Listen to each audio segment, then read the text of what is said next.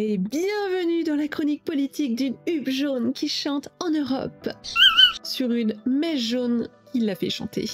Et cette semaine, la Commission européenne est fière, oui, fière d'un accord commercial historique avec les États-Unis.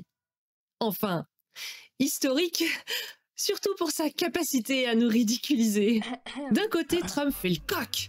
Il bluffe, il menace, il joue au dur, comme à son habitude. De l'autre, la Commission boit ses paroles comme un élixir de sagesse, sans le moindre soupçon de recul. À la table des négociations, elle panique. « D'accord, c'est bon, prenez tout !»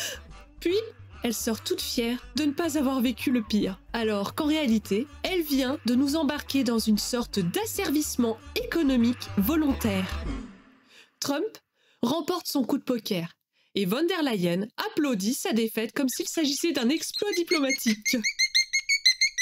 Ce qu'il y a de plus absurde, c'est que si Trump avait réellement appliqué ses menaces, il aurait ruiné sa propre économie.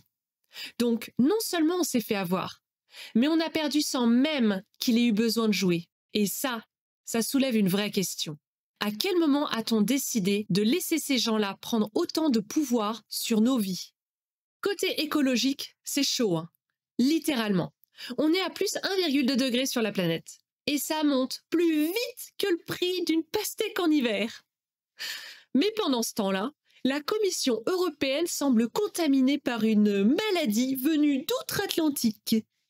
Le recul intellectuel climatique. Variante Trump. Symptôme principal ? On va investir 215 milliards d'euros par an dans l'énergie américaine. Oui, dans le gaz de schiste. Oui, vous savez, ce qui explose les nappes phréatiques et les objectifs climatiques. L'Europe, autoproclamée championne de la transition verte, fonce droit dans le mur, mais attention, hein, avec siège éjectable pour nos dirigeants. Et pour le reste, hey, courage à vous les gars, vous comprendrez plus tard. Leur cynisme est sans filtre. Agir contre l'avenir est devenu une stratégie, pas une erreur. C'est dans ce type de chaos que le peuple est le plus facile à traire. Le mot d'ordre, comme dirait Lordon, la technique du doigt fourré.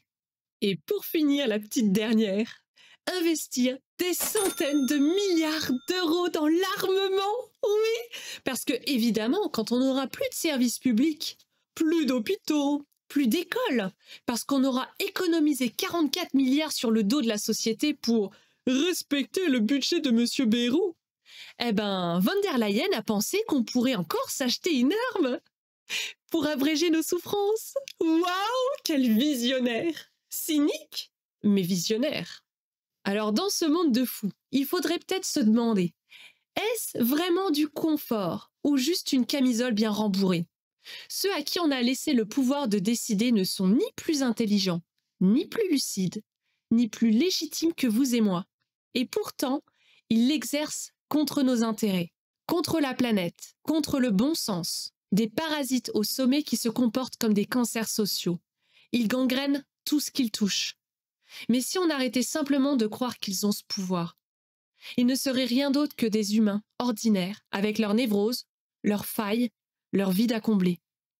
Qu'ils détruisent leur quotidien s'ils le souhaitent, mais qu'ils ne nous embarquent pas tous dans leur naufrage. Mais bon, laissons-les savourer ces dernières sensations de pouvoir et de réussite. Le réveil populaire est déjà programmé. Et il sonne le 10 septembre. Allez, merci de m'avoir écouté. N'hésitez pas à liker, partager et commenter. Et pour plus de contenu, abonne-toi. Merci à vous et à la semaine prochaine.